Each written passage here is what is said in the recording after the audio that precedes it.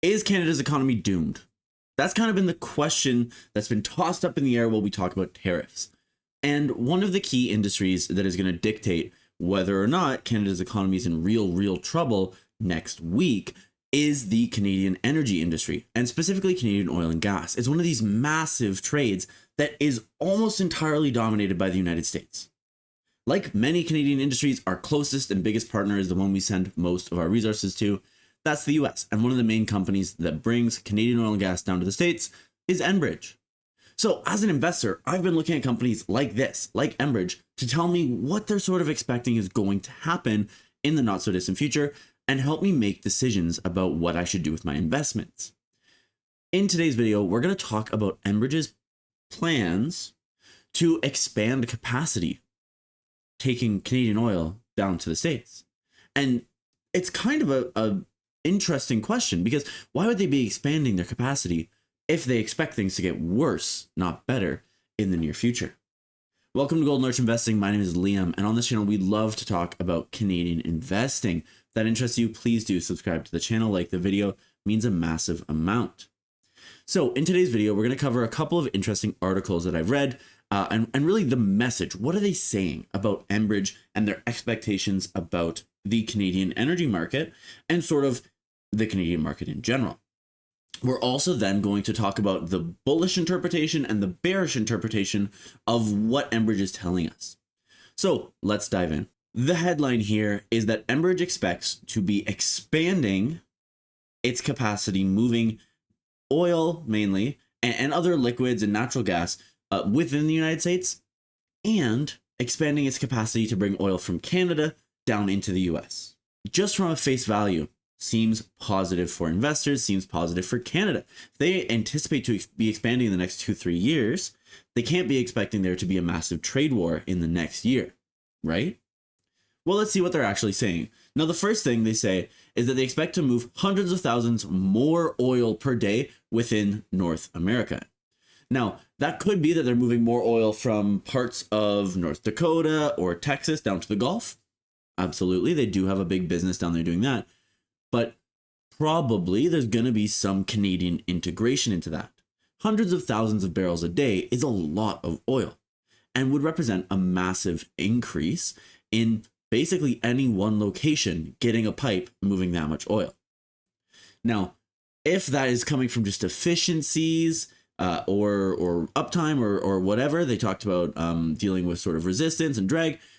Okay, maybe this isn't the biggest news in the world, but if that's coming with investment, if that's coming with putting more pipe in the ground, now that's a really big deal. There hasn't been an awful lot more pipe put in the ground, particularly in Canada, in a while.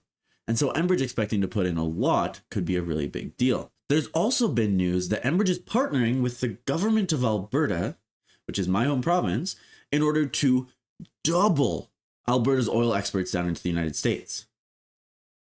Again, why would Enbridge be teaming up with the government of Alberta to bring massive amounts more oil down into the US if they're going to have to pay a 25% tariff just to import it from Canada into the United States? That doesn't make a lot of sense from their perspective.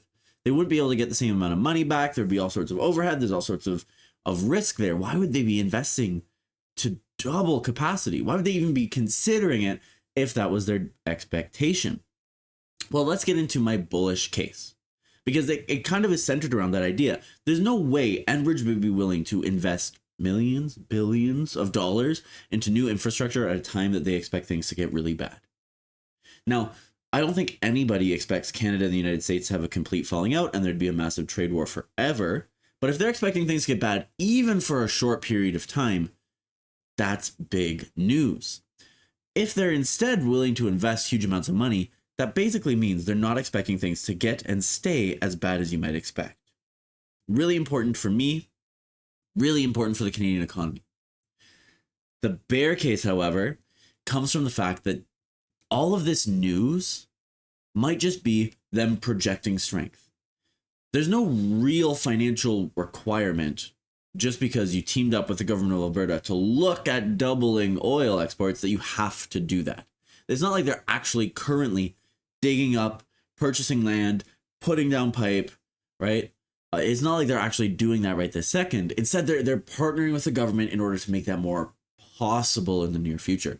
So there is an argument to be made that that's not necessarily anything to do with actually believing in the short-term Canadian oil and gas economy, and instead is more so them just signaling strength, projecting strength, and looking for ways to convince a Canadian government, right, a provincial government, to give them some sort of advantage, right? That would make a little bit of sense. There's also the argument that maybe they're just going to be investing in the United States, moving American oil from American producers to American ports. That is a big part of their business. And to be fair, it's probably safer right this second and for the next 2-3 days than investing in Canadian, because at least you know that that's not going to have a tariff on it. At least you know that that American product going to an American port, it's not going to run into any sort of geopolitical risk.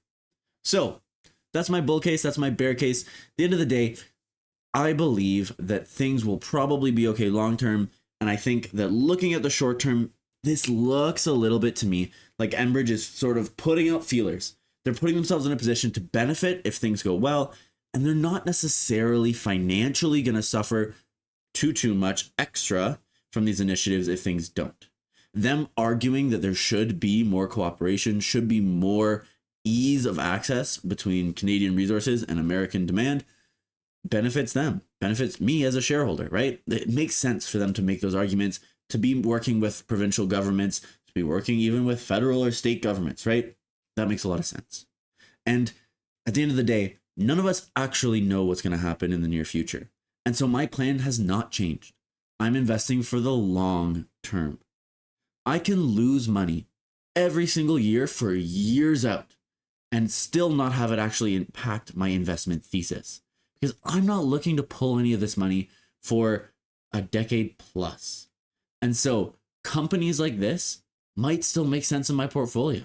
Now, there can be huge changes. There can be all sorts of big events that invalidate my own personal thesis. That absolutely can happen. But I don't think this is one of them. I think, if anything, we're looking at short-term pain, maybe a buy-the-dip opportunity for some long-term gain. Now, let me know. Do you agree? Do you disagree? Are you interested in investing right now? Are you like me, waiting for Monday to see what happens? You know, trying to see how the Canadian and the new American governments maybe work together a little bit once everything has sort of been put into play. Let me know in the comments down below. I'll drop a pinned comment down there. Feel free to reply to that. And let me know, do you believe that Enbridge knows something we don't? Or do you think this is just a company covering their bases? Kind of like I think. Anyways, that's all I have for you folks today, and I'll see you in the next video.